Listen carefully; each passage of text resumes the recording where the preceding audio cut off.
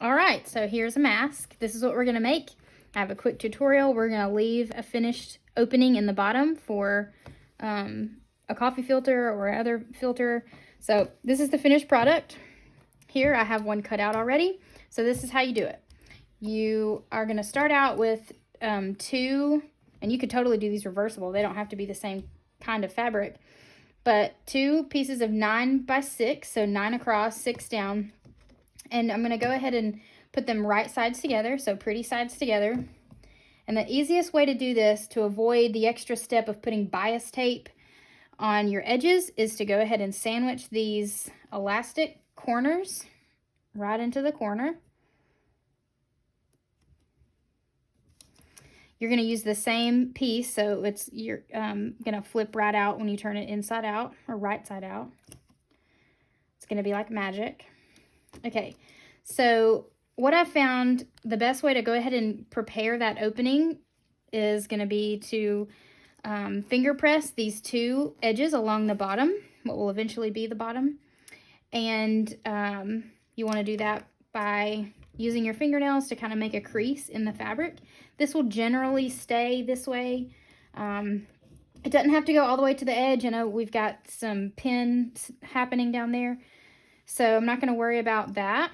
We're going to sew from almost the edge. Like, this is 9 inches long, so about 7.5, 8 inches down we're going to start sewing, and we're not going to go all the way to the bottom either. I'm not worrying about back stitching on either one of these because we're going to sew over it again later. Oops. Sometimes your machine just comes unthreaded. All right, so there we go.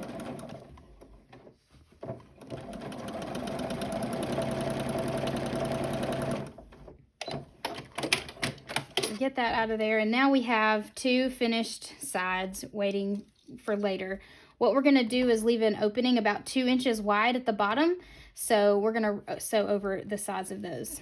So that means we're going to start sewing at about 3 inches up from the bottom, approximately, and then I'm just going to sew down. I don't really care what happens with this corner. If they crisscross, can you zoom in?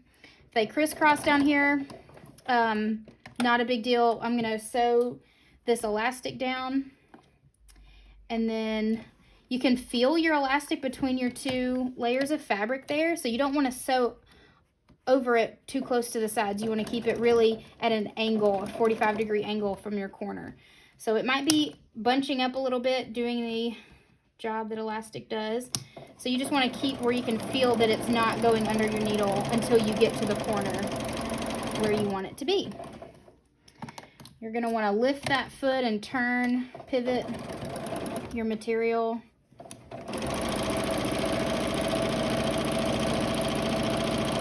And you can grab it behind after the feed dogs press it through under the foot, and you can pull it through to help it go quickly and gives you a lot of control.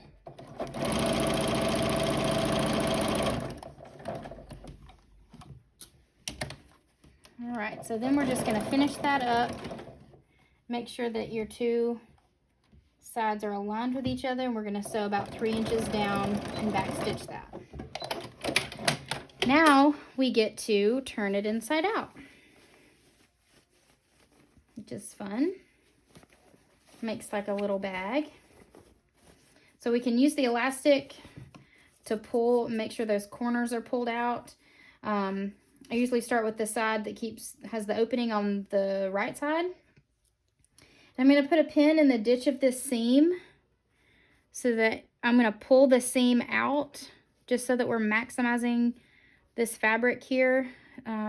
Nobody's sinking down in there. And then we're going to do our pleats. So I'd usually eyeball these pleats.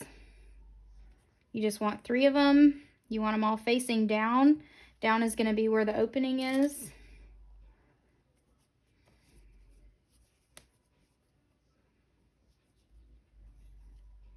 And you just want to get that all pinned in there.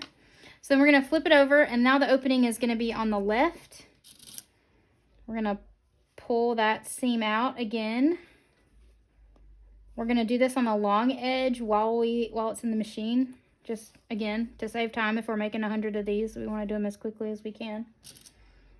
We don't want to... All right. Pin all these in.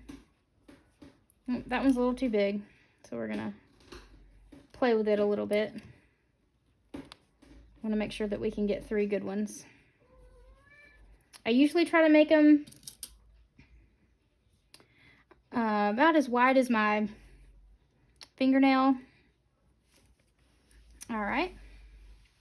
So now what we're going to do, I'm going to make sure that this seam is pushed all the way out. And now hold this opening, the edges together, and we're going to sew around the whole thing. This is called a top stitch.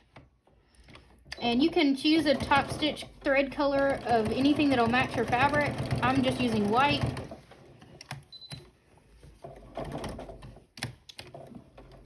You want to be careful sewing over the pleats. You may have to help tuck them under the foot. Definitely want to not sew over pins. I've broken many pins and even needles. It's always emotionally jarring to have your machine sew over a pin and break something. But we've always recovered. Okay, so we want to pivot the mask around, but I want to pull that seam out. I like to do this when the foot is holding my fabric down on one end, and then I can do it all the way down here. Make sure that seam is nice and tight, and then I use the elastic to help guide and give me control over pulling it down. Make sure this elastic's not going to get sewn again.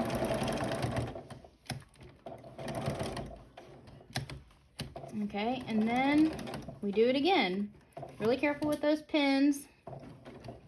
Now that the fabric is going the same way as the pleats, you probably don't have to tuck it under there as much.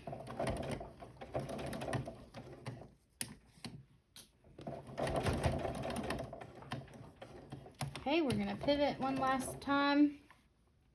Make sure that this last seam is pulled out, and you can see I have a lot of little tails sticking out. That's okay, we'll trim those. So we got this down here. We're going to back stitch this. Now we have just a little bit of raggedy tags or tails, so we're going to trim those. But now we have our mask with an opening for a coffee filter, which will provide extra protection. So yay for us.